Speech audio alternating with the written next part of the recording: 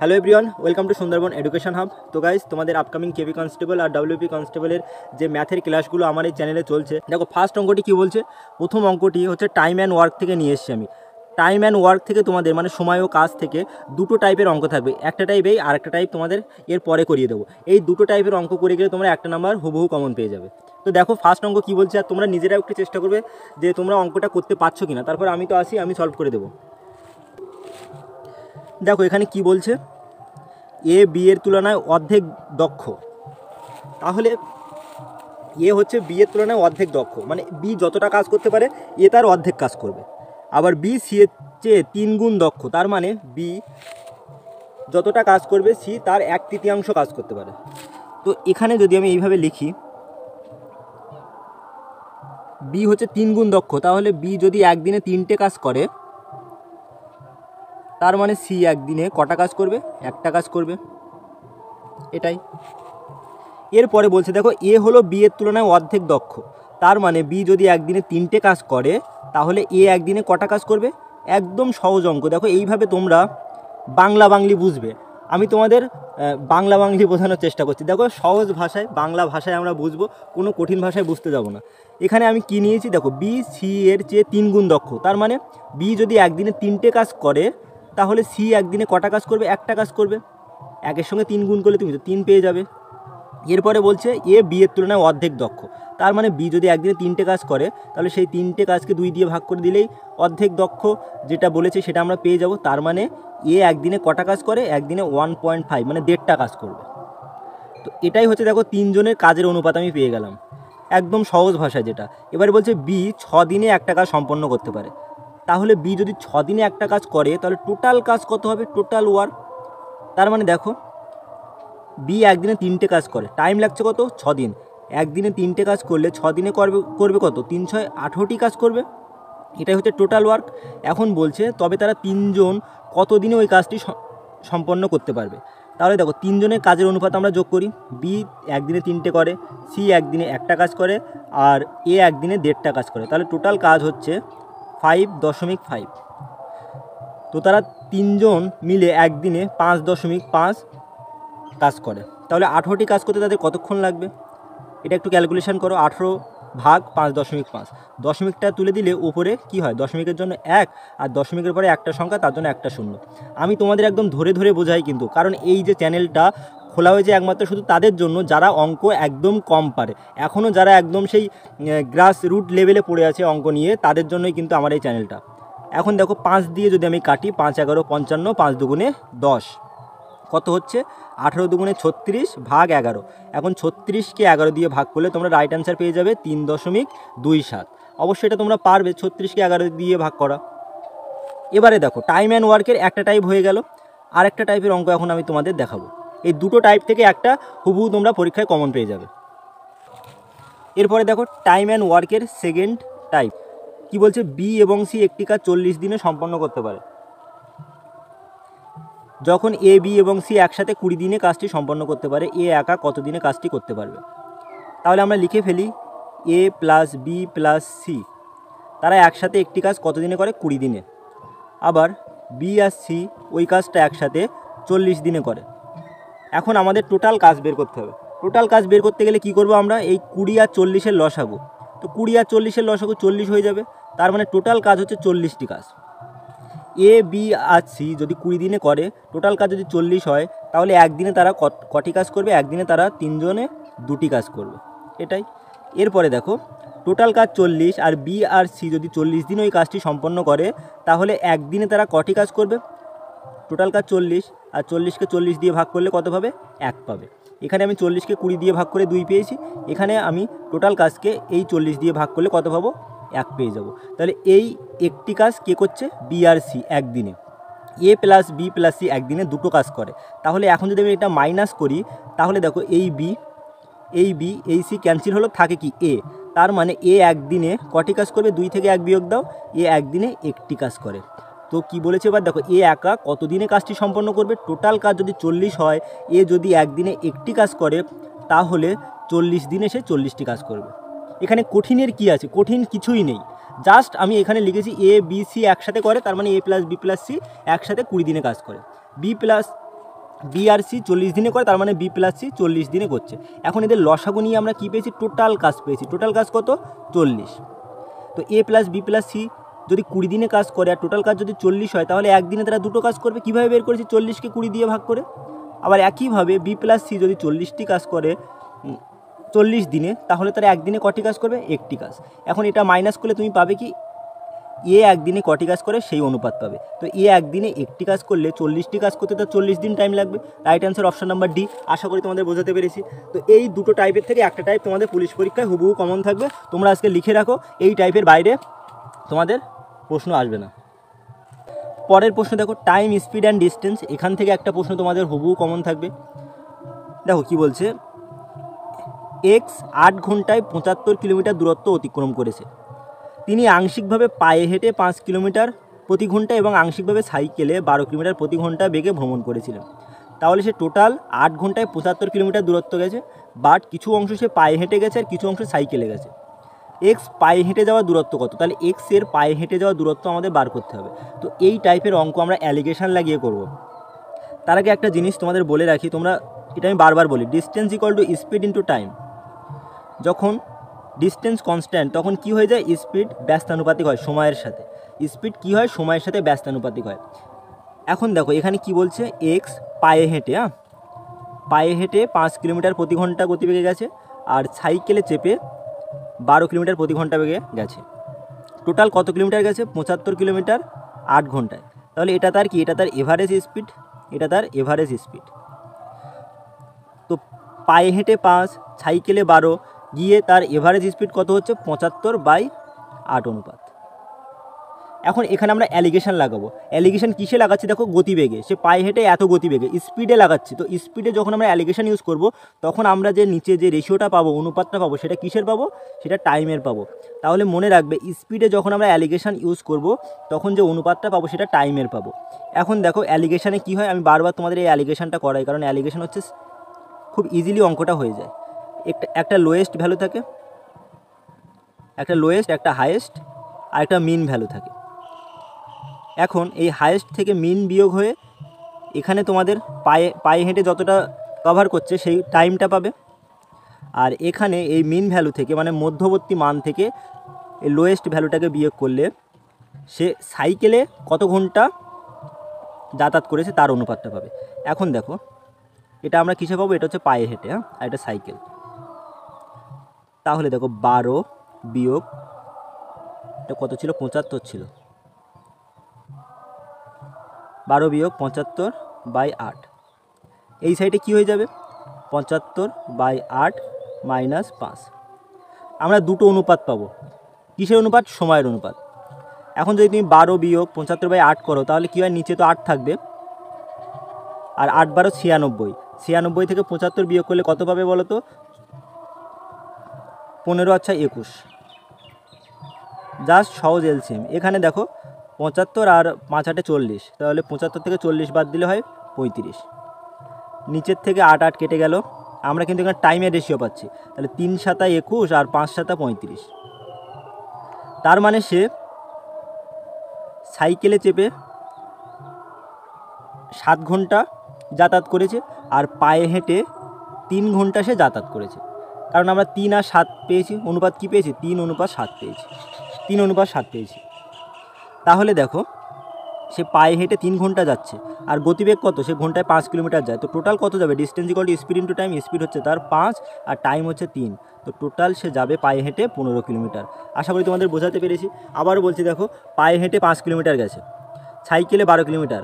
তো এর ফলে তার এভারেজ স্পিড হয়েছে, এভারেজ স্পিড কি? ডিস্টেন্স বাই সময়, 75/8। এখন অ্যালিগেশন ইউজ করছি কিসের ওপরে? স্পিডে। স্পিডে অ্যালিগেশন ইউজ করলে আমরা টাইমের অনুপাত পাবো। তাহলে ছোট ভ্যালুটা থেকে বড় ভ্যালু সবসময় এখানে বিয়োগ হয়। তো হাইয়েস্ট থেকে মিন বিয়োগ করলাম, করে পেয়েছি 21/8।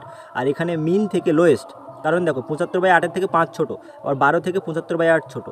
এখন বিয়োগ করে আমরা পেয়েছি 8 আর 8 কেটে দিলাম, 21 7 দিয়ে কাটলাম, 3 7 21 আর 35কে 7 দিয়ে কাটলে 5 বাদ যায়। সরি, এখানে 5 হবে, এখানে 5 হবে। তাহলে 3:5, 3:5। টাইমের অনুপাত পেয়েছি কত? 3:5। তো সে পায়ে হেঁটে 3 ঘন্টা যাতায়াত করেছে আর সাইকেলে সে 5 ঘন্টা যাতায়াত করেছে। তার মানে কি হলো, পায়ে হেঁটে সে কতটা গেছে, 15 কিলোমিটার গেছে। দেখো পরের অঙ্ক, এই গোলক থেকে একটা অঙ্ক তোমাদের থাকবে, আমি তোমাদের বারবার করে বলছি, দেখো মনে রাখবে। আয়তক্ষেত্র, আয়তবর্গ, গোলক, আয়তঘন আর ঘনক। সব থেকে ইম্পর্টেন্ট আয়তক্ষেত্র, 3টে টিক দিলাম, 4টে টিক, 5 স্টার দিলাম আয়তক্ষেত্র। বর্গক্ষেত্র 4 স্টার, তারপরে গোলক 3 স্টার, তারপরে আয়তঘন 2 স্টার, আর ঘনক 1 স্টার। তো সব থেকে ইম্পর্টেন্ট তোমাদের আয়তক্ষেত্র, তারপরে বর্গক্ষেত্র, তারপরে গোলক। তো গোলকের যে সূত্রগুলো অবশ্যই দেখে যাবে, গোলক থেকে একটা অঙ্ক আসার সম্ভাবনা কিন্তু অনেক বেশি। তো পরের অঙ্কটা কী বলছে দেখো, 10 সেন্টিমিটার ব্যাসার্ধের একটি গোলক গোলে 10 সেন্টিমিটার উচ্চতার একটি শঙ্কুতে পরিণত হয়, শঙ্কুর ব্যাস নির্ণয় করো। তো ব্যাসার্ধ মানে তোমরা জানো, ব্যাসার্ধ যদি আর হয় তাহলে ব্যাস কি হয়, ব্যাস হয় 2r। ঠিক আছে, ব্যাসের ডাবল হচ্ছে, ব্যাসার্ধের ডাবল হচ্ছে ব্যাস, আর ব্যাসের অর্ধেক হচ্ছে ব্যাসার্ধ। এখন দেখো গোলকের আয়তন, আয়তনকে আমি ভি দিলাম, ভলিউম। গোলকের আয়তনের ফর্মুলা কি, 4/3 পাই আর কিউব, 4/3 পাই আর কিউব। আর শঙ্কুর আয়তন, শঙ্কুর আয়তনের ফর্মুলা কি, 1/3 পাই আর স্কোয়ার এইচ। এখন এই দুটো আয়তনকে আমরা ইকুয়াল করে দেবো, কারণ দেখো এই গোলকটা গোলে, গোলকের যে আয়তন সেইটা গোলে কি হচ্ছে, ওই একই আয়তনের একটা শঙ্কু তৈরি হচ্ছে। তার মানে কি দুজনের আয়তন সেম থাকছে। তো দুটোর আয়তন আমি সেম করলে আমাদের উত্তর চলে আসবে, কিছুই নেই, সহজ অঙ্ক একদম। 4/3 পাই আর কিউব, এর ব্যাসার্ধ কত, ব্যাসার্ধ হচ্ছে 10, তাহলে আর কিউব মানে কী হবে, 10-এর কিউব হয়ে যাবে, 10-এর cube equal to 1/3 pi r square h. এখানে দেখো শঙ্কুর উচ্চতা বলেছে 10 সেন্টিমিটার, তাহলে এই সাইডে এখানে কী রাখবো, 10। এই সাইডে একটা 10, এই সাইডে 3টে 10, আর এই সাইডে এই দেখো 1/3, এই 3 কেটে গেল, পাই আর পাই কেটে গেল। এই সাইডে 3টে 10 আর এই সাইডে একটা 10, তো একটা 10 কাটলাম, আর 3টে 10-এর মধ্যে কী হবে, একটা 10 কাটলে এখানে থাকবে দুটো 10, তাহলে 10-এর স্কোয়ার থাকছে। তার মানে আলটিমেটলি আমরা কী পাচ্ছি, r square equal to 4 into 10-এর স্কোয়ার। তাহলে আর ইকুয়াল টু কী হবে, আর ইকুয়াল টু বর্গমূল স্কোয়ার রুট যেটাকে বলে 4 ইন্টু 10-এর স্কোয়ার। তার মানে এখান থেকে আমরা কী পাবো, 2 ইন্টু 10 পাবো, কারণ 4 হচ্ছে 2-এর স্কোয়ার, তো স্কোয়ার আর স্কোয়ার রুট কেটে যায়, বর্গ আর বর্গমূল কেটে যায়। ঠিক আছে, কেটে গেলে আমরা কী পাবো, 2 আর 10, তাহলে আর হচ্ছে কত, 20। এখন বলেছে ব্যাস নির্ণয় করো, ব্যাস মানে কত, ব্যাস মানে হচ্ছে 2r, আর পেয়েছি 20, ব্যাস কত হয়ে যাবে, 2 ইন্টু 20 40। তো রাইট অ্যান্সার 40 সেন্টিমিটার। আশা করি তোমাদের বোঝাতে পেরেছি। দেখো এই লসাগু গসাগু থেকে তোমাদের 3 থেকে 4টি প্রশ্ন থাকবে 25 নম্বরের ভিতরে। লসাগু গসাগু থেকেই তোমরা মিনিমাম 3টে প্রশ্ন অবশ্যই পাবে, মিনিমাম 3টে প্রশ্ন অবশ্যই পাবে। এখন দেখো বলছে দুটি সংখ্যার গসাগু আর লসাগু যতক্ষণে 2 এবং 60 সংখ্যার একটি অন্যটির থেকে 14 বেশি হলে ছোট সংখ্যাটি খুঁজুন। তাহলে একটি সংখ্যা অন্য সংখ্যার থেকে 14 বেশি হলে ছোট সংখ্যাটি খুঁজুন। আমরা দেখো এখানে অপশান টেস্ট করে করবো, এই অঙ্কগুলো আমরা বেশি ক্যালকুলেশন করবো না, কীভাবে অপশান টেস্ট করবে সেটা আমি তোমাদের শিখিয়ে দিচ্ছি। দেখো আমরা সবাই ফর্মুলা জানি, দুটো সংখ্যার গুণফল, তাহলে একটি সংখ্যা এক্স ধরলাম, অপর সংখ্যা ওয়াই ধরলাম, তো দুটো সংখ্যার গুণফল ইকুয়াল টু কি, লসাগু। আমি লসাগু এর লিখলাম আর গসাগুটাকে গ লিখছি, লসাগু ইন্টু গসাগু।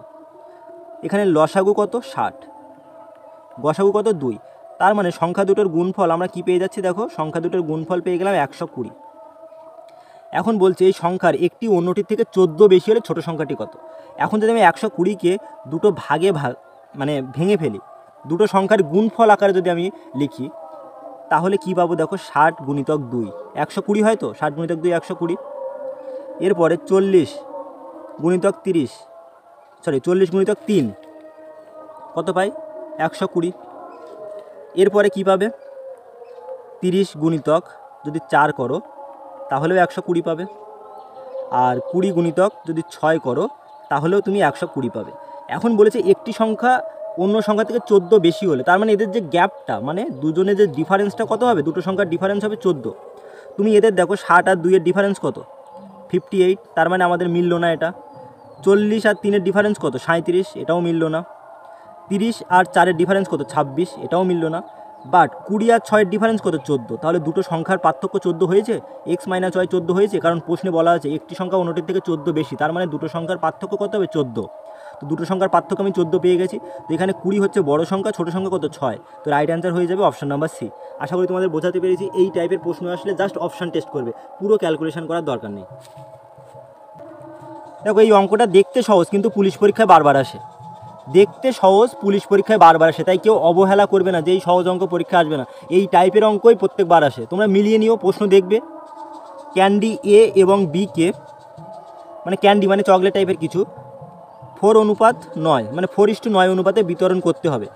এ এর থেকে বি আরও কত বেশি ক্যান্ডি পাবে। তার মানে দেখো টোটাল ক্যান্ডি কত অনুপাত, 4 + 9 13 অনুপাত। এই 13 অনুপাত কিসের সমান, 39, মানে 39টি ক্যান্ডি এ এবং বিকে এত এত অনুপাতে বিতরণ করতে হবে। তাহলে এ এর থেকে বি কত বেশি পাবে। এখন দেখো এ এর থেকে বি কত অনুপাত বেশি পায়, 5 অনুপাত বেশি পায়। আমরা কিন্তু পুরোটা বের করবো না, বি কত পাচ্ছে এ কত পাচ্ছে বের করার দরকার নেই। এখানে কিন্তু আমাদের দেখো সহজ অঙ্ক দিয়েছে, বাট টাইম সেভ করতে হবে আমাদের। বি কত বেশি পাচ্ছে, 5 অনুপাত বেশি পাচ্ছে। টোটাল 13 অনুপাতের ভ্যালু 39 হলে 1 অনুপাতের ভ্যালু হচ্ছে 3, 5 অনুপাতের ভ্যালু কত হয়ে যাবে, 3 × 5 = 15। তাহলে বি এর থেকে 15টি ক্যান্ডি বেশি পাবে। তো গাইস পরের অঙ্কটা দেখো কি বলছে, ভেরি ভেরি ইম্পর্টেন্ট। আমি তোমাদের বারবার করে বলি যে লাভ ক্ষতি থেকে 2 থেকে 3টে প্রশ্ন তোমরা কমন পাবে, এখান থেকে হুবহু দেখবে তোমরা 2টো প্রশ্ন কমন পেয়ে যাবে। একটি সামগ্রীর ওপর পরপর দুবার 10% আর 30% হারে লিখিত মূল্য বৃদ্ধি করে, তাহলে একটা সামগ্রী সে যে টাকায় কিনেছিল, মনে করো পি টাকায় কিনে সে পরপর দুবার, একবার 10% বাড়িয়েছে মানে 110 করেছে 100 এর সাপেক্ষে, আবার কি করেছে সে 30% বাড়িয়েছে মানে কি করেছে 100 এর সাপেক্ষে 130 করেছে, করে লিখিত মূল্য বৃদ্ধি করেছে। তাহলে এটাই কী হবে, এটাই তার মার্কড প্রাইস এমপি মানে লিখিত মূল্য, এমআরপি যেটাকে বলা হয় মার্কড প্রাইস, মনে রাখবে মার্কড প্রাইস হচ্ছে লিখিত মূল্য। এখন দেখো মনে করো একটা জিনিস তোমাদের আমি বোঝাচ্ছি, তোমরা দোকানে গেলে একটা জিনিস কিনলে, সেই জিনিসে দোকানদার কি বলবে, দাদা দেখুন এই জিনিসে 400 টাকা লেখা আছে, বাট আমি আপনাকে 50% ডিসকাউন্ট দিয়ে 200 টাকা দিয়েছি। সে দেখবে মার্কড প্রাইসের গল্প বলবে, লিখিত মূল্যের গল্প বলবে আর বিক্রয় মূল্যের গল্প বলবে। সে কিন্তু যে কত টাকায় কিনেছিল সেই গল্প কখনোই করবে না। তার মানে যখন ছাড়ের কথা বলবে সেখানে তুমি কি পাবে, সেখানে জাস্ট তুমি পাবে লিখিত মূল্য, মার্কড প্রাইস আর সেলিং প্রাইস। তার মার্কড প্রাইস যদি 100 টাকা হয় আর সে যদি 20% ছাড় দেয়, তার বিক্রয় মূল্য কত হবে, 80 টাকা হবে। এখন দেখো এই 80 অনুপাত কিসের সমান, 80 অনুপাত 2288 সমান, কারণ সেই টাকায় বিক্রি করছে। তাহলে 80 অনুপাত যদি 2288 সমান হয়, 100 অনুপাত কত হবে, 100 অনুপাত হবে 2288 × 100/80। আশা করি তোমাদের বোঝাতে পেরেছি। তো এটাই হচ্ছে তার কি, এটাই হচ্ছে তার মার্ক প্রাইস। আর এখানে আমরা এটা কি পেয়েছি, এটাও তার মার্ক প্রাইস পেয়েছি, লিখিত মূল্য। তো দুটো লিখিত মূল্য সমান করে দিলে আমরা ক্রয় মূল্যের ভ্যালু পেয়ে যাব। তো দুটো লিখিত মূল্যের ভ্যালু আমরা এখন সমান করছি এখানে 2288 ছিল, 100/80। এখন দেখো এই শূন্য দিয়ে এই শূন্য আর এই শূন্য ক্যান্সেল হলো। এবারে দেখো এটাকে যদি তুমি 11 দিয়ে কাটো, জাস্ট একটু ক্যালকুলেশন করতে হবে। 11 × 2 = 22, একটা শূন্য, 8 × 11 = 88, 208। এখন 208কে 13 দিয়ে কাটলে 13 × 1 = 13 আর থাকে কত 7, 6 × 13 = 78, 16। এরপরে দেখো কি থাকছে, এখন যদি এই 100কে তুমি 5 দিয়ে মানে 20 দিয়ে কাটো, 5 × 20 = 100, 4 × 20 = 80। তো এই সাইডে 4 4 × 4 = 16 ছিল। তো উপরে কত পাচ্ছ, 4 আর 5 আর নিচে 100। তো পি = কত হবে, 100 × 4 × 5 = 20, তার মানে পি হচ্ছে কত, 2000 টাকা। তার ক্রয় মূল্য কত, তার ক্রয় মূল্য হচ্ছে 2000 টাকা। আশা করি তোমাদের বোঝাতে পেরেছি। জাস্ট কি করেছি, দুটো মার্ক প্রাইস লিখিত মূল্য সমান করেছি। এখানে বলছে একটা সামগ্রীর উপরে সে দুবার 10%, 3%, 30% হারে লিখিত মূল্য বৃদ্ধি করেছে। তো সেটা আমি ধরে নিলাম সেই দ্রব্যটির ক্রয় মূল্য পি টাকা, তাহলে পি এর উপরে 10% বাড়িয়েছে, 30% বাড়িয়েছে, এটাই তার মার্ক প্রাইস। আবার এখানে ছাড়ের কথা বলছে, আবার বিক্রয় মূল্যের কথা বলা হচ্ছে। তো ছাড় সবসময় কিসের উপরে দেওয়া হয়, লিখিত মূল্যের উপরে। তো সেখান থেকে আমরা লিখিত মূল্য বের করলাম, করে দুটো সমান করে কি পেয়ে গেলাম, ক্রয় মূল্য পেয়ে গেলাম। এরপরে দেখো একটি কাপড়ের টুকরো 600 টাকায় কেনা হয়েছে, 40 টাকা টেলারিং চার্জ দেওয়ার পরে এত % লাভ পেতে এটিকে কোন মূল্যে বিক্রি করা উচিত।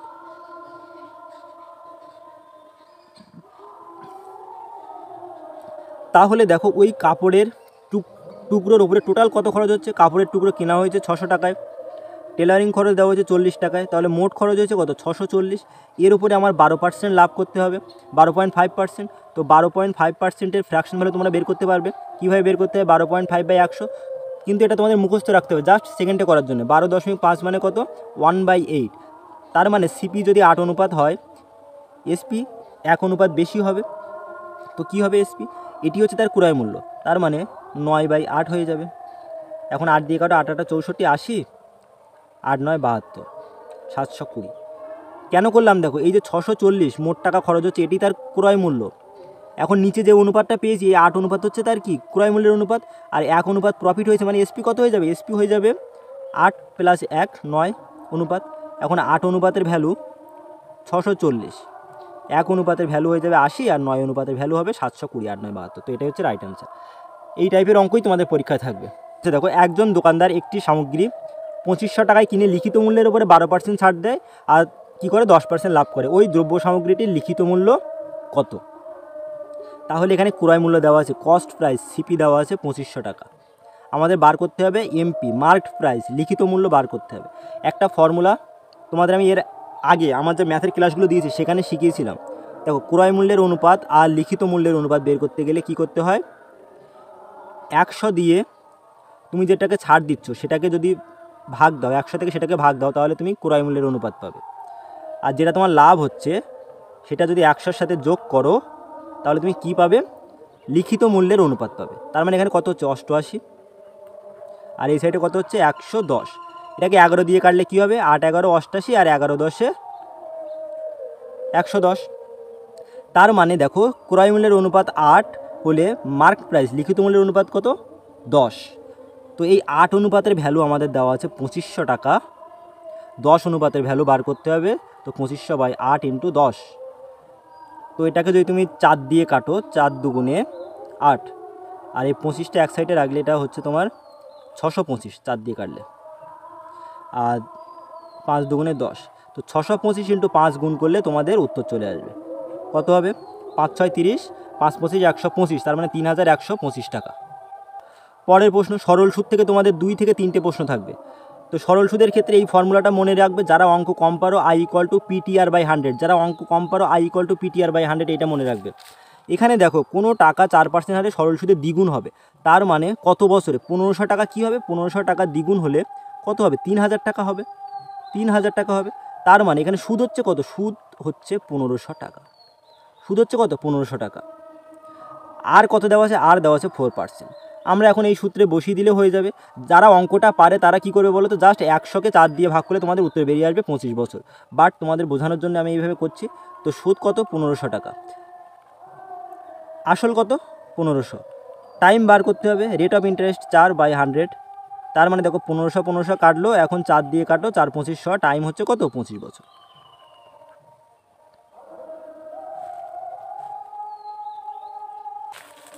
পরের প্রশ্ন দেখো, চক্রবৃদ্ধি সুদ থেকে, CI কম্পাউন্ড ইন্টারেস্ট থেকে। তো এই টাইপের অঙ্ক আসলে আমরা অপশান টেস্ট করব।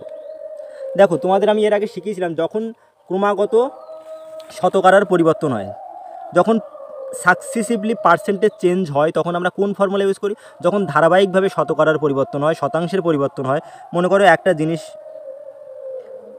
জিনিসে পরপর 10% আর 20% বৃদ্ধি করা হলো, তাহলে লাভ কত হবে। তো এই ক্ষেত্রে আমরা কি করি, মানে প্রথম 10% বাড়ানো হয়েছে, তারপরে আবার 20% বাড়ানো হয়েছে, তো আমরা এই সূত্র ইউজ করি না, x + y + xy/100, এই ফর্মুলা ইউজ করে আমরা করি। এটা কিসের ফর্মুলা, এটা হচ্ছে ধারাবাহিকভাবে যখন শতাংশের পরিবর্তন হয় তখন এই ফর্মুলা ইউজ করতে হয়। তো এখানে দেখো, 1000 টাকা 2 বছরে চক্রবৃদ্ধি সুদে কত হয়, এত টাকা।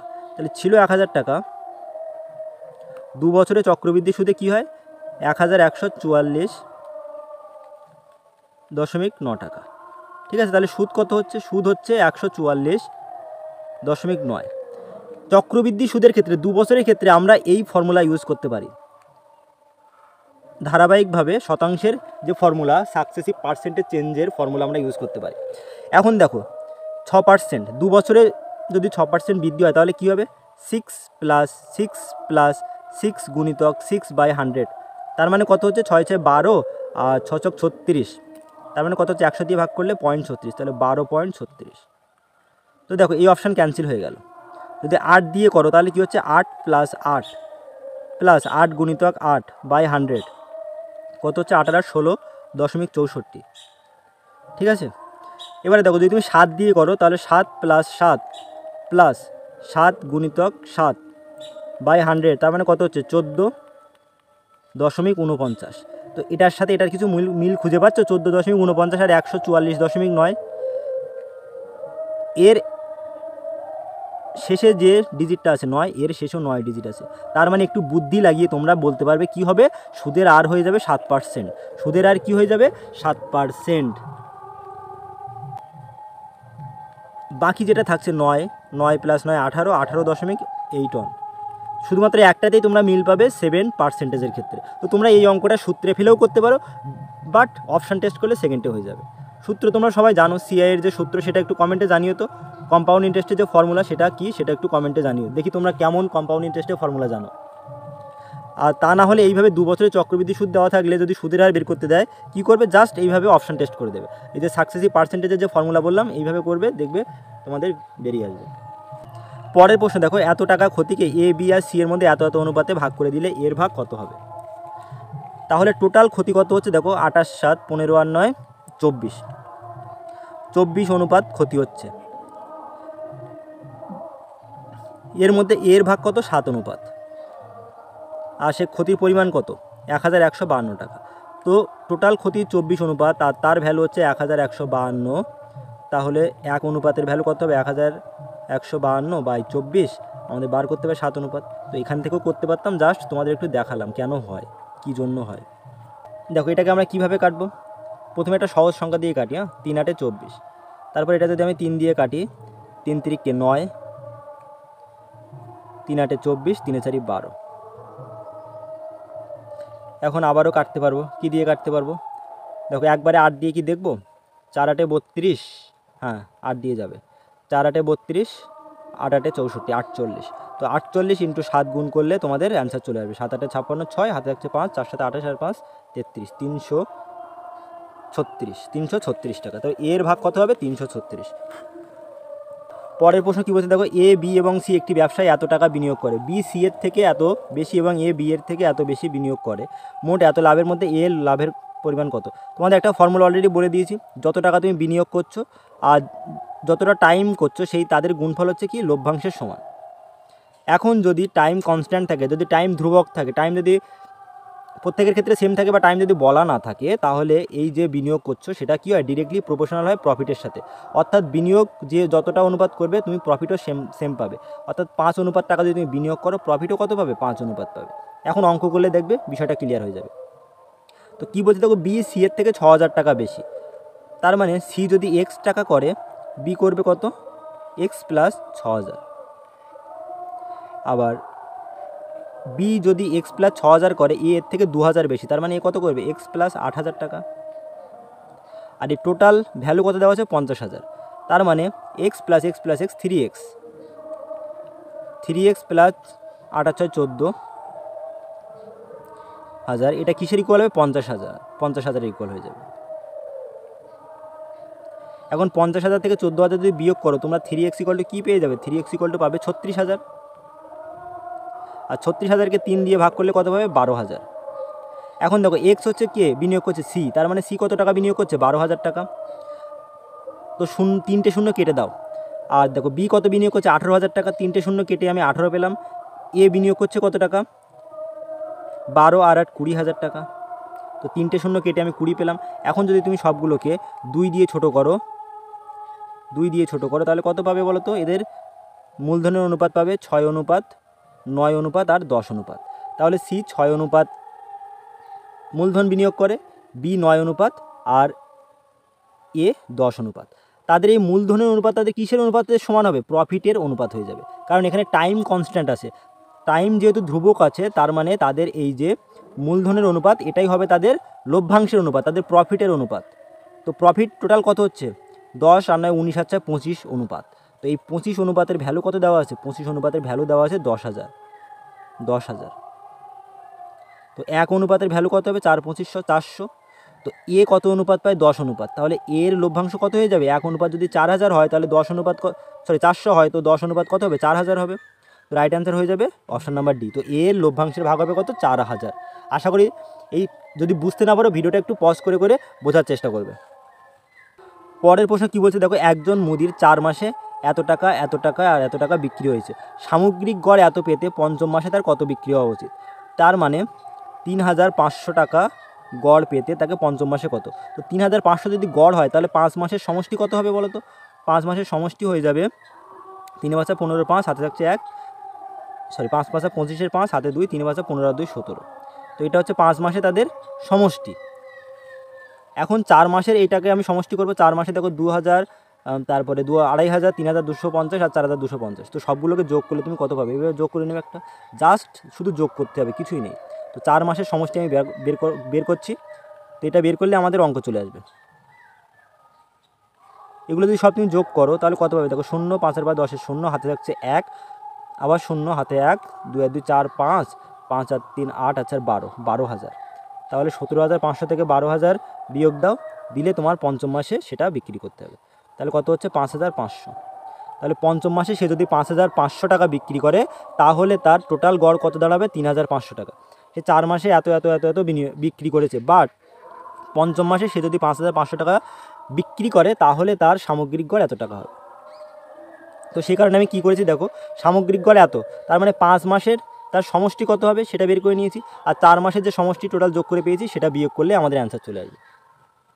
দেখো কি বলছে, একটি পূর্ণবর্গ সংখ্যা পেতে 1200 সাথে সর্বনিম্ন কোন ক্ষুদ্রতম পূর্ণ সংখ্যা গুণ করতে হবে। দেখো পূর্ণবর্গ মানে কি, আমরা যে সমস্ত সংখ্যার স্কোয়ার করে যে সংখ্যা পাবো সেটা হচ্ছে পূর্ণবর্গ সংখ্যা। 2 এর স্কোয়ার করলে 4 পাও, তাহলে 4 একটা কি পূর্ণবর্গ সংখ্যা। 3 এর স্কোয়ার করলে তুমি পাবে কত? 9, তাহলে 9 হচ্ছে একটা পূর্ণবর্গ সংখ্যা। তার মানে আমরা যে সমস্ত সংখ্যাকে কোনো একটা সংখ্যার বর্গের আকারে লিখতে পারি তাহলে সেটাকে আমরা পূর্ণবর্গ বলবো। কারণ দেখো 4কে আমরা 2 এর বর্গ আকারে লিখতে পারি, তাহলে 4 পূর্ণবর্গ সংখ্যা। 9কে আমরা 3 এর বর্গ হিসেবে লিখতে পারি, তাহলে 9 পূর্ণবর্গ সংখ্যা। 25কে আমরা 5 এর বর্গ হিসেবে লিখতে পারি, তাহলে 25 হচ্ছে পূর্ণবর্গ সংখ্যা। তো এই 1200কে কি আমরা কোনো একটা সংখ্যার বর্গ আকারে লিখতে পারি? তো সেটা আমরা চেক করবো। দেখো 1200 মানে আমরা কী লিখতে পারি? দেখো 12 গুণিতক 100। তাহলে এই 12কে আমরা কী লিখতে পারি? 2 গুণিতক 2 ইন্টু 3, 3 4 12। আর 100কে আমরা লিখতে পারি কি? দেখো 100কে আমরা লিখতে পারি 2 এর স্কোয়ার মানে 4, আর 5 এর স্কোয়ার মানে 25, তাহলে 4 25 100। তো এখানে আমরা কী কী পাচ্ছি দেখো, এই দুটো 2 মানে 2 এর স্কোয়ার, এটা হচ্ছে 2 এর স্কোয়ার, এটা হচ্ছে 2 এর স্কোয়ার। বাট এখানে এই যে 3টা আছে কি সিঙ্গেল আছে, 3-এর পেয়ার নেই, 3-এর জোড় নেই।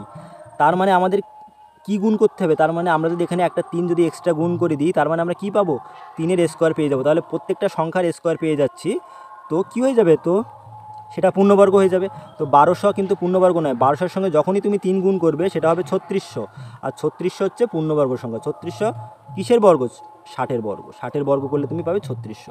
তো এর সঙ্গে তোমার কী গুণ করতে হবে? 3 গুণ করতে হবে। আশা করি তোমরা বুঝতে পেরেছো। এই অঙ্কগুলো করতে গেলে তোমাদের কী করতে হবে? 1200কে ভেঙে নিতে হবে, মৌলিক উৎপাদকে ভেঙে নিতে হবে। তো 1200কে ভাঙলে আমরা কী পেয়েছি? 2 এর স্কোয়ার পেয়েছি, আবার 2 এর স্কোয়ার পেয়েছি, 5 এর স্কোয়ার পেয়েছি, বাট 3কে সিঙ্গেল পেয়েছি। তো কোনো একটা সংখ্যাকে সিঙ্গেল রাখা যাবে না, তাকে তার বর্গ করতে হবে, বর্গ করে নিতে হবে। তো এখানে 3 যেহেতু সিঙ্গেল আছে, 3-এর বর্গ করতে গেলে এর সঙ্গে একটা 3 গুণ করতে হবে, সেটাই আমাদের অ্যান্সার হয়ে যাবে। তো right answer option number B. দেখো এই প্রশ্নটা দেখতে সহজ কিন্তু অনেকেই ভুল করে আসবে। বলছে নিচের কোনটি দুটো পূর্ণ সংখ্যার সর্বনিম্ন যোগফল যার গুণফল 64? এখন দুটো পূর্ণ সংখ্যা 9 + 9 করলে আমরা কত পাবো? 18 পাবো। তো 18, তাহলে 9 আর 9-এর স্কোয়ার করলে কত হয়? 9 আর 9-এর গুণ করলে কত হয়? 81 হয়। এটা তো মিলছে না, আমাদের বলছে 64 হতে হবে। তার মানে দেখো 8 + 8 16, দুটি পূর্ণ সংখ্যার সর্বনিম্ন যোগফল যার গুণফল 64। আবার দেখো 8 আর 8-এর গুণ করো, কত পাবে? 64 পাবে। তো রাইট অ্যান্সার কী হয়ে যাবে? নিচের কোনটি দুটি পূর্ণ সংখ্যার সর্বনিম্ন যোগফল? তো সেটা হবে খ, 8 হয়ে যাবে। দুটো পূর্ণ সংখ্যার যোগফল সর্বনিম্ন সেটা কি? সেটা 8 + 8 দেখো 16, সর্বনিম্ন হচ্ছে তো, কারণ 20 + 20 করলে 40 হবে। আবার 20 আর 20 গুণ করলে কি তোমার 64 হবে? হবে না। 16 আর 16 করলে 32 হবে। তো 16 আর 16 যোগ করলে 32 হবে, কিন্তু 16 আর 16 গুণ করলে 64 হবে না। তো সর্বনিম্ন আর গুণফল হচ্ছে 64, সেটা কি? অপশান নাম্বার খ, 8 উত্তর হয়ে যাবে। পরের প্রশ্ন দেখো, একটি বিন্যাস মানে একটা সেট 3 থেকে শুরু করে পরপর 5টি পূর্ণ সংখ্যা নিয়ে গঠিত, পরপর 5টি। তার মানে কি একটা সেট মনে করো এ সেট, 3 থেকে শুরু করে পরপর, তাহলে 3-এর পরে 4, 4-এর পরে 5, 5-এর পরে 6, 6-এর পরে 7। 5টা হয়েছে পূর্ণ সংখ্যা? হ্যাঁ 5টা হয়েছে। বিন্যাস থেকে সর্বশ্রেষ্ঠ পূর্ণ সংখ্যা সরানো হলো। এখন যদি এই বিন্যাস থেকে সর্বশ্রেষ্ঠ পূর্ণ সংখ্যা যদি আমি সরাই তাহলে কি কি পাবো? সব থেকে বড় পূর্ণ সংখ্যা 3, 4, 5 আর 6 পাবো। এখান থেকে বলেছে যদি বড় সংখ্যা সরানো হয় তাহলে বিন্যাসের গড় কত শতাংশ হ্রাস পাবে? এখন দেখো এদের যদি আমি সমষ্টি করি তাহলে কত দাঁড়াচ্ছে? 4 আর 3 7 5 12 আছে 18 25। 5টি সংখ্যার সমষ্টি 25 হলে এদের গড় কত হবে? 5 হবে। এরপরে বড় সংখ্যাটা সরালে, বড় সংখ্যা সরালে কটা সংখ্যা পাচ্ছে? 4টে। তো এই 4টে সংখ্যার গড় কত হবে? দেখো 4 3 7 5 12 হচ্ছে 18, 18কে 4 দিয়ে ভাগ করো, পাবে হচ্ছে 4.5। তো গড় কত কমেছে? গড় কমেছে 0.5 কমেছে। কিসের সাপেক্ষে? 5-এর সাপেক্ষে। প্রথমে ছিল 5, 0.5 গড় কমে গেছে। তো 100-তে কত কম হবে? তো এই দশমিকটা তুললে নিচে 10 চলে আসবে, 5 আর 5 কেটে গেল, 10 10 100। তো কত কম হবে? 10% কম হবে। তো রাইট অ্যান্সার খ। দেখো খুবই একটা ভালো অঙ্ক, কিন্তু এই টাইপের অঙ্ক পরীক্ষা আসলে ভুল করবে না। এখানে তোমাদের এভারেজের কনসেপ্ট রাখতে হবে, প্লাস শতকরার যে কনসেপ্ট, পার্সেন্টেজের যে কনসেপ্ট, সেটাও তোমাদের রাখতে হবে। তো গাইজ এই ছিল আজকের কিছু গুরুত্বপূর্ণ অঙ্ক। আশা করি তোমরা যারা ক্লাসটা প্রথম থেকে শেষ পর্যন্ত দেখলে তোমাদের অবশ্যই ভিডিওটি ভালো লাগবে।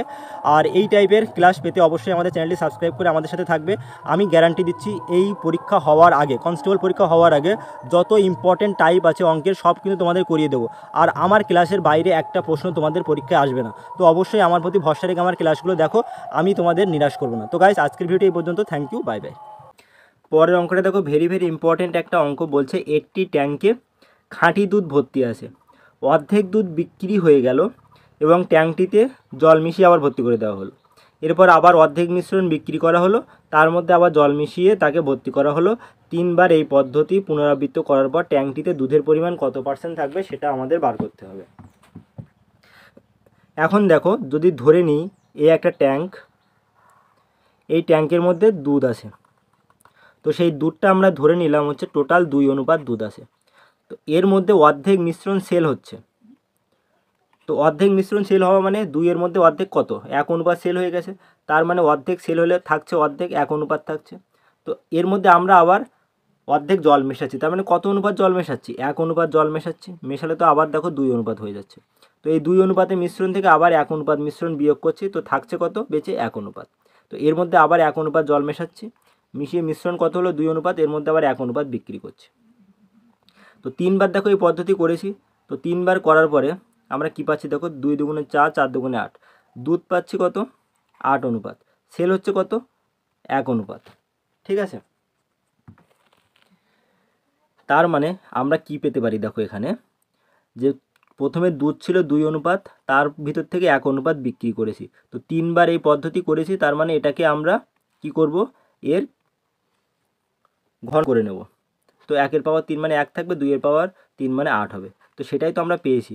দুধ ছিল প্রথমে 8 রেশিও, পরে হয়েছে কত? 3বার এই পদ্ধতি করার পরে দুধ হয়েছে কত? 1 অনুপাত। তো 8-এর মধ্যে যদি 1 হয় তাহলে 100-তে কত হবে? এখন 8কে যদি তুমি 100কে 8 দিয়ে ভাগ করলে পাবে 12.5%। 100কে 8 দিয়ে ভাগ করলে কী পাবে? 12.5%। তাহলে এই পদ্ধতি 3বার করার পরে কি হচ্ছে? দুধের পরিমাণ হচ্ছে 12.5% থাকছে। অর্থাৎ প্রথমে খাঁটি দুধ যদি 100% থেকে থাকে, এই পদ্ধতি 3বার করার পরে তোমাদের দুধের পরিমাণ কত হয়ে যাবে? 12.5%। কেন হচ্ছে? দেখো প্রথমে বললাম 2 অনুপাত দুধ থেকে 1 অনুপাত বিক্রি করছি, তাহলে থাকে কত অনুপাত দুধ? 1 অনুপাত। এর মধ্যে অর্ধেক জল মেশাচ্ছি, মানে 1 অনুপাত যদি দুধ হয়ে থাকে, অর্ধেক দুধ অর্ধেক জল, টোটাল আবার 2 অনুপাত হলো। এর মধ্যে থেকে 1 অনুপাত মিক্সার বিয়োগ করেছি, থাকে 1 অনুপাত, আবার 1 অনুপাত জল মিশিয়ে 2 অনুপাত থেকে 1 অনুপাত বিয়োগ করেছি। তো এই টোটাল 3টে 2 গুণ করে তুমি যেটা পাবে, এটা হচ্ছে তোমার প্রাথমিক অবস্থায় দুধের অনুপাত। এখন এই যেটা পেলে, এটা হচ্ছে তোমাদের বর্তমানে 3বার এই পদ্ধতি করার পরে হচ্ছে দুধের পরিমাণ। তাহলে প্রথমে 8 অনুপাত ছিল দুধ, তার মধ্যে এই পদ্ধতি 3বার করার ফলে দুধ হয়েছে 1 অনুপাত। 100-এর মধ্যে কত % থাকবে সেটা আমরা বার করে নিলাম, 12.5%। তো প্রথমে তোমরা এখান থেকে একবারেই করতে পারতে। দুধ ছিল 2 অনুপাত, বিক্রি হয়েছে 1 অনুপাত। এই পদ্ধতি 3বার করা হয়েছে মানে এর কিউব নিতে হবে, ঘনমূল করলে পাবে 1 থেকে 8।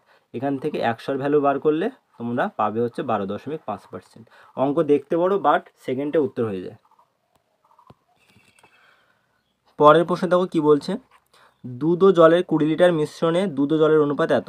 যদি 4 লিটার মিশ্রণ তুলে তার মধ্যে সমপরিমাণ দুধ মেশানো হয়, তবে এখন দুধ ও জলের অনুপাত কত হবে? 20 লিটার মিশ্রণ ছিল, 20 লিটার থেকে 4 লিটার তুলে নিলে মিশ্রণ থাকে কত? 16 লিটার। আর এই 16 লিটার মিশ্রণে এখন দুধ আর জল কত অনুপাত আছে? মিল্ক আছে 5 অনুপাত, আর ওয়াটার আছে 3 অনুপাত। টোটাল কত অনুপাত দেখো তো? টোটাল হচ্ছে কিন্তু 8 অনুপাত। তো এই 8 অনুপাতের ভ্যালু এখন হচ্ছে 16 লিটার। তো 1 অনুপাতের ভ্যালু হবে কত? 2 লিটার। তো আমাদের এখানে মিল্ক কত অনুপাত আছে 5 অনুপাত, তো 5 অনুপাতের ভ্যালু হয়ে যাবে কত 5 দুগুণে 10, আর 3 অনুপাতের ভ্যালু হয়ে যাবে কত 6। এইভাবে বার করতে পারো বা এইভাবে বার করে নিতে পারো। দেখো 16 লিটার দুধে 16 লিটার মিশ্রণে দুধ আছে হচ্ছে 5 অনুপাত, তাহলে টোটাল অনুপাত হচ্ছে 8, 8-এর মধ্যে 5 অনুপাত হচ্ছে দুধ, তাহলে 8 দুগুণে 16 কত হচ্ছে 10 লিটার দুধ। তো 10 লিটার দুধ হলে 6 লিটার কী হয়ে যাবে জল হয়ে যাবে। এখন এখানে আমরা পাচ্ছি 10 লিটার দুধ আর 6 লিটার কি জল। বলছে 4 লিটার মিশ্রণ তুলে সমপরিমাণ দুধ, তার মানে আমরা দুধ এখন মেশাচ্ছি কত 4 মেশাচ্ছি, তো দুধ হয়ে গেল 14 আর জল হচ্ছে কত 6, তো রেশিও কত হবে 14 অনুপাত 6, তার মানে 7 দিয়ে এটাকে 2 দিয়ে কাটো, এটাকে 2 দিয়ে কাটো, কত হচ্ছে 7 অনুপাত 3, তো 7:3 হবে এদের রেশিও।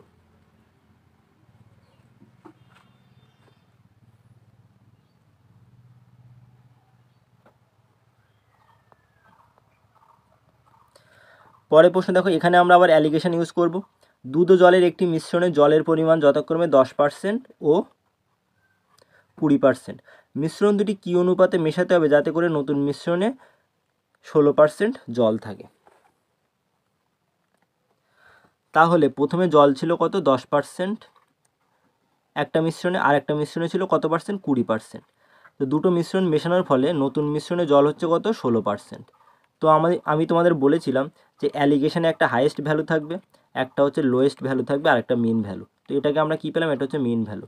এখন হাইয়েস্ট থেকে মিন বিয়োগ করো, কত পাচ্ছ 4, আর মিন থেকে লোয়েস্ট মানে মধ্যবর্তী ভ্যালু থেকে লোয়েস্ট ভ্যালু বিয়োগ করলে পাবে কত 6। তো এটাই হচ্ছে লোয়েস্ট আর হাইয়েস্টের রেশিও পেয়ে গেলাম 4:6, এটাকে ছোটো করলে তোমরা হবে 2:3, তাহলে 2 অনুপাত মানে 2:3 অনুপাতে মেশাতে হবে, তাহলে কি হবে নতুন মিশ্রণে জল হবে কত 16%। পরের প্রশ্ন দেখো কি বলছে, 3টি ভিন্ন ধরনের ধাতুর আয়তনের অনুপাত দেওয়া আছে 3:4:7 এবং সম আয়তন ধাতুগুলির ওজনের অনুপাত দেওয়া আছে এত। এই ধাতু তিনটিকে মিশিয়ে 65 কেজি ওজনের একটি সংকর ধাতু তৈরি করা হলে, এটা সংকর ধাতু হবে, তৈরি করা হলে মিশ্রণে দ্বিতীয় ধাতুর ওজন কত। এখন এদের আয়তন এর অনুপাত দিয়েছে কত 3, 4 আর 7 অনুপাত। ওজনের অনুপাত দিয়েছে কত 5 অনুপাত 2 অনুপাত আর 6 অনুপাত। তো এদের টোটাল ওয়েট কত হয়ে যাবে, টোটাল ওয়েট হবে 3 5 15, 4 দুগুণে 8 আর 6 7 42, এটাই হয়ে গেল এদের টোটাল ওজনের অনুপাত। আর টোটাল ওজন কত দেওয়া আছে 65 কেজি। এখন এই অনুপাতগুলো যোগ করো, কত অনুপাত হচ্ছে দেখো 42 আর 8 50 আর 15 65, টোটাল এদের অনুপাত হচ্ছে ওজনের অনুপাত হচ্ছে 65, আর এই 65-র ভ্যালু দেওয়া আছে 65 কেজি, একের ভ্যালু কত হয়ে যাবে 1 কেজি। এখন বলেছে মিশ্রণের দ্বিতীয় ধাতুর ওজন কত, তো দ্বিতীয় ধাতুর ওজন হচ্ছে 8 অনুপাত, তো 8 অনুপাতের ভ্যালু এখন কত হয়ে যাবে 8 কেজি। তো 8 KG is the right answer, option number 1।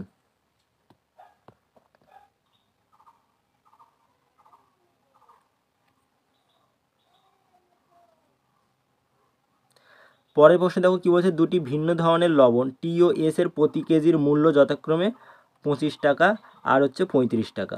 লবণ দুটিকে যথাক্রমে এত অনুপাতে মিশিয়ে যদি প্রতি কেজি 37 টাকা হিসাবে বিক্রি করা হয় তবে আনুমানিক কত শতাংশ, আনুমানিক, এখানে যেটা আসবে সেটা কিন্তু এক্স্যাক্ট উত্তর আসবে না, আনুমানিক কত শতাংশ লাভ হবে সেটা তোমাদের বার করতে হবে, মানে এদের নিয়ারেস্ট একটা ভ্যালু আমাদের উত্তর হবে, যেটা আমরা পাবো তার নিয়ারেস্ট ভ্যালু উত্তর হবে। এখন দেখো কি বলছে, 25 টাকা কেজি দরে সেটা হচ্ছে কত 4 অনুপাত, তো আমরা অনুপাতগুলো লিখে ফেলি, 4:6 বলছে। তো এটাকে আমরা কেটে অনুপাতটাকে ছোট করতে পারবো, 2 দিয়ে কাটলে দেখো 2 দুগুণে 4 আর এটা হচ্ছে 3 দুগুণে 6। তো আমরা এই টি আর এস কী অনুপাতে মেশাচ্ছি, T:/S আমরা 2:3 অনুপাতে মেশাচ্ছি।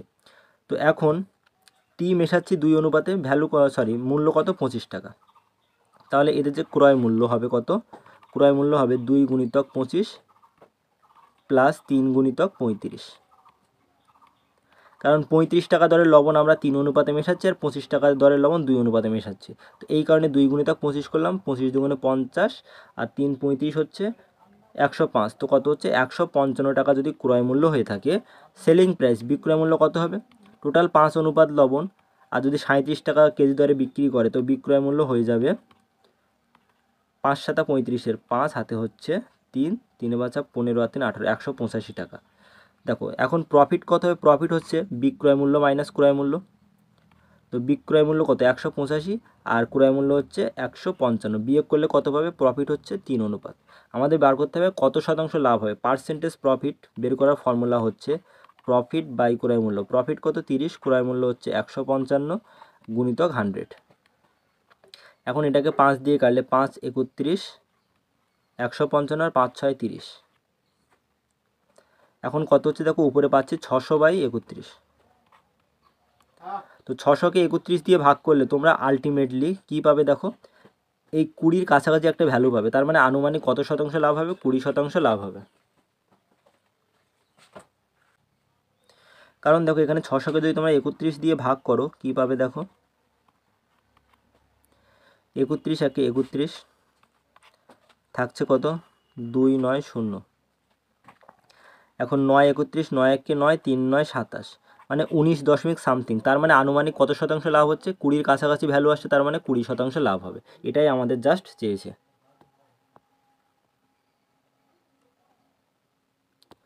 পরে প্রশ্ন দেখো, এই টাইপের অঙ্ক অলরেডি অনেকটাই করা হয়ে গেছে। সিরাপ ও জলের একটি মিশ্রণে 60% সিরাপ আছে। যদি আরও 5 লিটার সিরাপ মেশানো হয় তবে মিশ্রণে জলের পরিমাণ হয় কত, 35%। তবে প্রথম মিশ্রণের পরিমাণ কত লিটার ছিল সেটা আমাদের বার করতে হবে। প্রথম মিশ্রণের পরিমাণ কত লিটার ছিল সেটা আমাদের বার করতে হবে।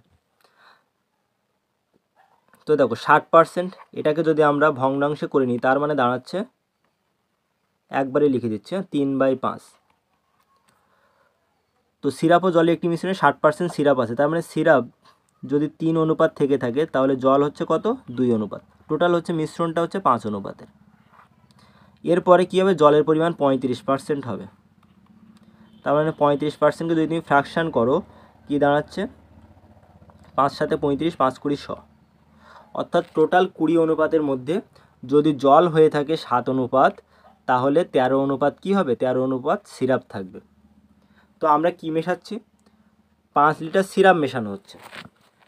তো আমরা জল কিন্তু মেশাচ্ছি না, তার মানে আমাদের জলের রেশিওটা সেম করতে হবে। জলের রেশিও সেম করতে গেলে আমরা এখানে 2কে 7 দিয়ে গুণ করলাম, আর 7কে 2 দিয়ে গুণ করে দেখো এখানেও কত হচ্ছে, জল 14, এখানেও 14। কারণ আমরা মিশ্রণে কি মেশাচ্ছি, সিরাপ মেশাচ্ছি, জল কিন্তু মেশাচ্ছি না। তার মানে জল আমাদের যতটা ছিল প্রথমে যদি 14 হয়ে থাকে পরেও 14 থাকবে।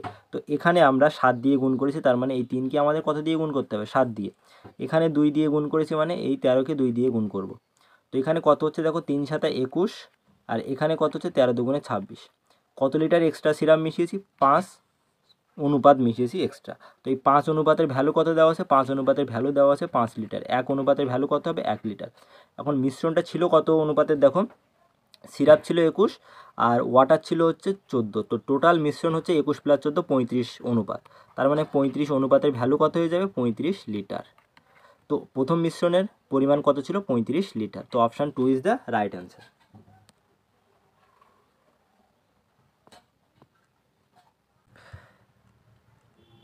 দেখো পরের অঙ্কটা কি বলছে, ভেরি ভেরি ইম্পর্ট্যান্ট একটা অঙ্ক। দুটি পাত্র এ ও বিতে দুধ ও জলের অনুপাত আছে 4:3 আর 2:3। এই মিশ্রণ দুটিকে কি অনুপাতে মেশালে নতুন মিশ্রণে অর্ধেক দুধ আর অর্ধেক জল থাকবে। তার মানে এই দুটো মিশ্রণ মিশিয়ে আমাদের যে নতুন মিশ্রণটা পাবো সেখানে যদি 1 অনুপাত দুধ থাকে তাহলে 1 অনুপাত কী থাকবে, জল থাকবে। তার মানে অর্ধেক দুধ আর অর্ধেক জল হলো। দেখো এ পাত্রে দুধ ও জল কত অনুপাতে আছে, এ পাত্রে আছে 4:3 অনুপাতে আছে। আর বি পাত্রে কত অনুপাতে আছে, 2:3 অনুপাতে আছে। নতুন মিশ্রণটা কত হচ্ছে, 1:1 অনুপাতে। এখন এখানে আমরা অ্যালিগেশন ইউজ করব। তো অ্যালিগেশন ইউজ করলে কি দাঁড়াচ্ছে দেখো, তো এখানে টোটাল 7 অনুপাতের মধ্যে দুধ আছে 4 অনুপাত। তো আমরা এখানে লিখে রাখলাম 4/7। অ্যালিগেশন এই টাইপের অঙ্কে দেখো যখন দুটো দুটো করে মিশ্রণ দেওয়া আছে, তো এই টাইপের অঙ্কে আমরা যদি দুধে অ্যালিগেশন ইউজ করি তাহলে সেটা সব ক্ষেত্রে আমরা দুধটাকেই নেব, যদি আমরা জলটাকে নিই তাহলে সব ক্ষেত্রে আমরা জলটাকেই নেব। দেখো এখানে 4/7 পেলাম এ পাত্রে, তো এই পাত্রে টোটাল আছে কত, 5 ভাগ কি আছে, 5 ভাগ টোটাল মিশ্রণ আছে। তো 5 ভাগের মধ্যে 2 ভাগ হচ্ছে কি আছে, দুধ আছে। তো এটাকে আমরা এখান থেকে শুধু দুধটাকে নিয়ে নিলাম। যদি আমরা জল নিতাম 3/7 তাহলে আমাদের এখান থেকে কিন্তু 3/5 জল নিতে হতো। এখান থেকে দেখো 1:1 অনুপাত আছে, তার মানে টোটাল 2 ভাগের মধ্যে দুধ আছে 1 অনুপাত।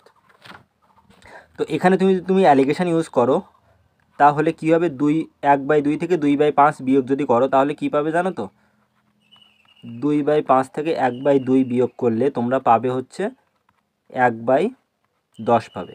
আর এখানে 4/7 থেকে 1/2 বিয়োগ করো, কী পাবে, নিচে থাকছে 14, 1/14 পাবে।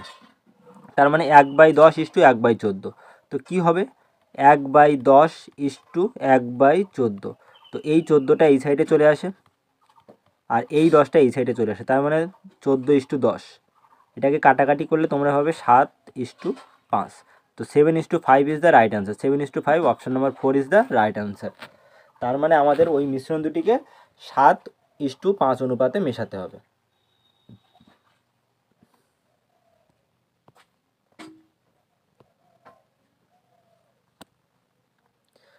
পরের প্রশ্নে দেখো, সঞ্জয় 15 টাকা লিটার দরে খাঁটি দুধ কিনলো, সে এর মধ্যে কিছু জল মেশালো, মিশ্রণটিকে ক্রয় মূল্যের দরে বিক্রি করেও 20% লাভ করলো। জল মিশ্রিত দুধের প্রতি লিটারের মূল্য কত? 20% লাভ করেছে, তার মানে 20 এর ভগ্নাংশ করলে কি দাঁড়ায়, 1/5 দাঁড়ায়। তো এখানে দেখো টোটাল দুধ ছিল কত, 5 অনুপাত, এখন জল মিশিয়েছে 1 অনুপাত, তো টোটাল মিক্সচার কত হয়েছে, টোটাল মিক্সচার হয়েছে এখন 6 অনুপাত। তো এই 5 অনুপাত মানে ধরো 1 লিটার দুধের দাম যদি 15 টাকা হয়, তাহলে 5 অনুপাত মানে ধরে নাও 5 লিটার দুধের দাম কত হবে, 75 টাকা, 5 15 75 টাকা। তো তার কাছে ছিল 75 টাকার দুধ, মানে 5 অনুপাত দুধের দাম 75 টাকা। তাহলে এখন হচ্ছে সেই দুধের দাম 6 অনুপাত দুধের দাম হচ্ছে কত, 75 টাকা। তো এখন 6 অনুপাত দুধের দাম 75 টাকা হলে জল মিশ্রিত দুধের মূল্য কত হয়ে যাবে, 6 12 72, থাকছে 3 5 6 30, 12.5 টাকা। তো 12.5 টাকা ইজ দ্য রাইট অ্যান্সার। কীভাবে বার করলাম দেখো, আবারও বলছি 20% মানে 1/5। তো আমাদের প্রাথমিক অবস্থায় ছিল হচ্ছে 5% দুধ, 5 অনুপাত দুধ। তো এখানে 1 লিটার দুধের দাম যদি 15 টাকা হয়, আমরা 5 অনুপাতকে ধরে নিলাম 5 লিটার, তো 5 লিটার দুধের দাম হবে 5 15 75 টাকা। এখন আমরা এই 75 টাকায় কী করছি, 1 অনুপাত জল মিশিয়েছি, তার মানে এখন জল হয়েছে কত, মিক্সার হয়েছে কত, 6 লিটার। তো 75 টাকায় এখন আমরা 6 লিটার দুধ যদি বিক্রি করে থাকি, তাহলে 1 লিটার দুধের দাম কত হবে, 75/6 মানে 12.5 লিটার, 12.5 টাকা। পরের অঙ্কে দেখো, 12 টাকা কেজি ও 18 টাকা কেজি দরে দুটি ভিন্ন প্রজাতির গম 3:2 অনুপাতে মিশ্রিত করা হলো, মিশ্রণের প্রতি কেজির মূল্য কত? তার মানে আমরা 12 টাকার গম আর 18 টাকার গম মেশাচ্ছি কী অনুপাতে, 3:2 অনুপাতে। তো এই দুটো মেশানোর ফলে যে মিশ্রণের মূল্য সেটা আমাদের বার করতে হবে। তো এই মূল্যটা বার করতে হবে। তো এই মূল্য বার করার ফর্মুলা কি, দেখো এই 12 আর 3 গুণ করো আর 18 আর 2 গুণ করো আর নিচে 3 + 2 করে দাও, তাহলে ওই মূল্য বেরিয়ে আসবে মিশ্রণের মূল্য। তাহলে টোটাল মিক্সারের মূল্য যদি x হয়ে থাকে, তাহলে কি হচ্ছে 3 12 36, 18 দুগুণে 36 আর নিচে হচ্ছে 3 + 2 5, তো 36 + 36 72/5। তো 72কে 5 দিয়ে ভাগ করলে 5 14 70, 4 5 20, 14.4 টাকা। তো মিশ্রণের মূল্য কত হবে, 14.4 টাকা। আবারও বলছি, এখানেও কিন্তু অ্যালিগেশন ইউজ করা হয়েছে। আগে আমরা অ্যালিগেশন ইউজ করে এখান থেকে মিন থেকে লোয়েস্ট বিয়োগ করলে রেশিও পেতাম, বাট এখানে রেশিও দেওয়া আছে, আমাদের এখানে যে মিশ্রণের ভ্যালু বার করতে হবে। তো মিশ্রণের ভ্যালু আমরা মিশ্রণের ভ্যালুটা ধরে নিলাম x টাকা। তো এখানে কী করলাম, এই 12 আর 3 গুণ করে কী পেলাম, 12 আর 3 গুণ করে কী পেলাম 36, আর 18 আর 2 গুণ করে পেলাম 36, আর নিচে যে দুটো রেশিও দেওয়া আছে সেই দুটো রেশিও যোগ করে দিলাম, করলে আমাদের উত্তর চলে আসবে। পরের প্রশ্নে দেখো কী বলছে, পি কিউ আর 3টি পাত্রে অ্যালকোহল ও জল আছে। পি পাত্রে 16% অ্যালকোহল আর কিউ পাত্রে 25% অ্যালকোহল, আর আর পাত্রে কী আছে 28% অ্যালকোহল আছে। যদি 3টি পাত্র থেকে সমপরিমাণ মিশ্রণ অন্য একটি পাত্রে মেশানো হয়, তবে সেখানে অ্যালকোহলের পরিমাণ কত? দেখো এই টাইপের অঙ্ক আসলে কিছুই করার দরকার নেই, জাস্ট আমি যেটা বলছি সেটাই মনে রাখবে। 3টি পাত্র থেকে যখন সমপরিমাণ তোলা হচ্ছে, তার মানে প্রথম পাত্রে অ্যালকোহল ছিল কত, 16%, দ্বিতীয় পাত্রে ছিল 25%, আর আর পাত্রে ছিল 28%, মানে পি কিউ আর বলেছে। তো এদেরকে 3 দিয়ে ভাগ করো, তার মানে কত হচ্ছে দেখো, 16 আর 25 41, 41 আর 28 হচ্ছে 69। তো 69কে 3 দিয়ে ভাগ করলে তোমরা পাবে হচ্ছে 23%। তো এটাই তোমাদের রাইট অ্যান্সার হয়ে যাবে। যদি এই টাইপের অঙ্ক আসে, পি কিউ আর 3টি পাত্রে অ্যালকোহল আর জল আছে, পি পাত্রে 16% অ্যালকোহল, কিউ পাত্রে 25% আর পাত্রে কী বলছে 28% অ্যালকোহল। যদি 3টি পাত্র থেকে সমপরিমাণ মিশ্রণ অন্য একটি পাত্রে মেশানো হয়, তবে সেখানে অ্যালকোহলের পরিমাণ কত হবে? তো এখানে জাস্ট এদের যোগ করে এদের এভারেজটা নেবে। তো প্রথম পি পাত্রে ছিল 16, এই পাত্রে ছিল 25, কিউ পাত্রে আর পাত্রে ছিল 28। এদেরকে যোগ করে এদের এভারেজ, তিনটের এভারেজ নিলে তোমাদের উত্তর চলে আসবে। তো গাইজ এই ছিল আজকের কিছু গুরুত্বপূর্ণ অঙ্ক। আশা করি তোমরা যারা প্রথম থেকে শেষ পর্যন্ত ভিডিওটি দেখলে তোমাদের অবশ্যই ভালো লাগবে, কারণ প্রথম থেকে একটা একটা অঙ্কের দুটো তিনটে নিয়ম দেখিয়েছি, লাস্টে একটু ফাস্ট করেছি কারণ প্রথমে তোমাদের ধরে ধরে বুঝিয়েছি। তো গাইজ আজকের ভিডিও এই পর্যন্ত। Thank you, bye by.